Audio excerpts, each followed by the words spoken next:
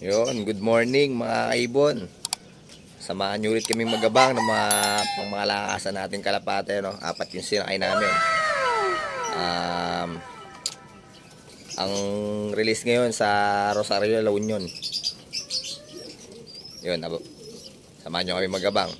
Tara.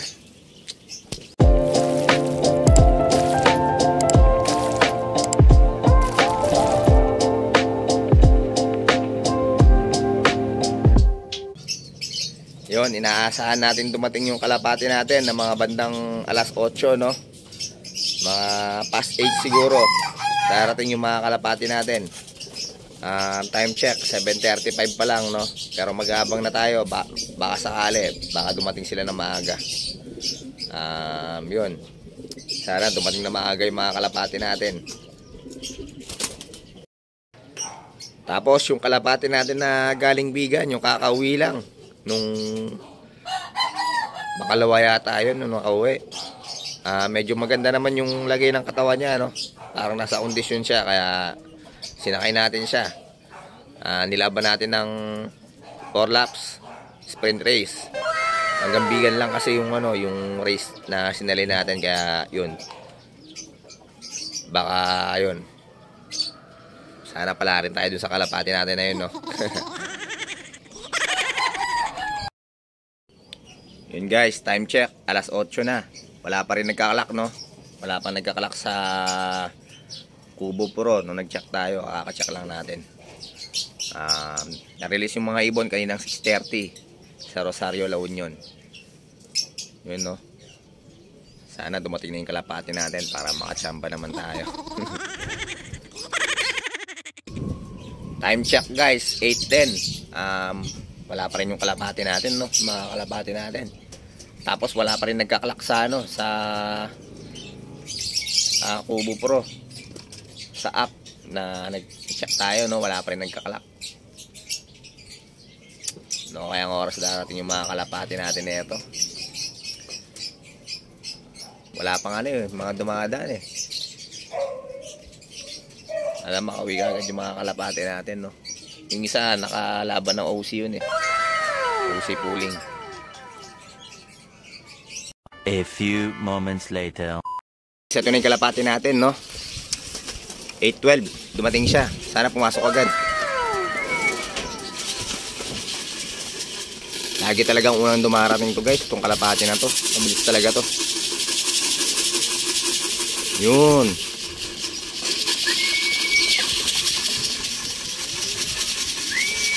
Wait lang guys. Kakalak lang namin to ha. Papasukin lang namin.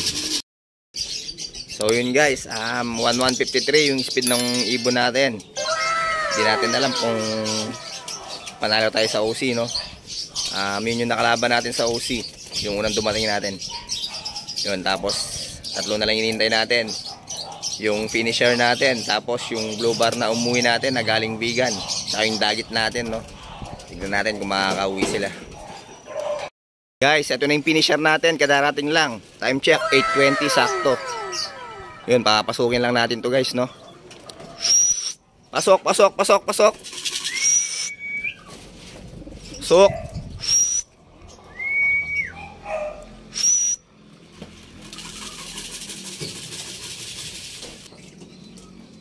Tagal pumasok guys, mukhang magtatambay pa to sa labas ah. Hindi, ito na, papasok na. Yun. Wait lang guys, kakalak lang namin to. Ayan yung finisher natin guys. Ang speed niya 1058 pa. Yun, at least di sila nakakatop, no? Sana hanggang dulo ganun yung speed nila, hindi magbago. So yun guys, dalawa na lang hinihintay natin, no? Yung blue bar natin tsaka yung checkered. Ang cut-off 9:21. Isang oras pa bago mag-cut-off, no? Sana hindi makatop yung dalawa natin na hinihintay natin, no? Sayang naman kung makakatop sila. Guys, may dumating na tayo. Hindi ko alam kung yung blue bar natin o yung checkered natin nandito sa bubong. Hindi pa bumababa.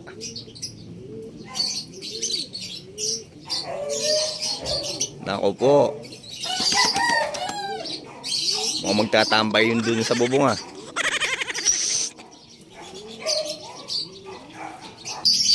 Ito guys, yung checkered pala natin yung dumating. Yan, papababain lang natin guys, no? Tapos kakalak natin. Wait lang. So guys, ito yung dagit natin. Ano, 949 yung speed niya. Yun, at least di siya nakatok ngayon, no? 2 hours later. Ito na yung blue bar natin guys, kakauwi lang, no? Nakatok na siya. Siguro wala pa sa kondisyon yung katawan nito, no? Nagkamali tayo ng ano, kasi kakauwi niya lang talaga galing ano. Hindi ko alam kung, hindi natin alam kung saan siya nahuli, no? Pero halos 2 buwan siya nawala, tapos sinakay natin agad. Siguro wala pa sa kondisyon yung katawan niya guys, kaya yun, hindi siya nakauwi agad, no? Nakatop yung ibon natin. So yun guys, kompleto naman yung mga ibon natin na dumating, no? Yun, wala naman nawala sa kanila. So far so good. Hanggang dito na lang yung ano natin guys, vlog natin para ngayong araw na to. Maraming salamat po sa lahat na sumusuporta. Sa kalapate, no, titignan natin kung magkakaroon tayo ng free raffle sa mga kalapate natin na may linyada. So hanggang dito na lang po yung vlog natin.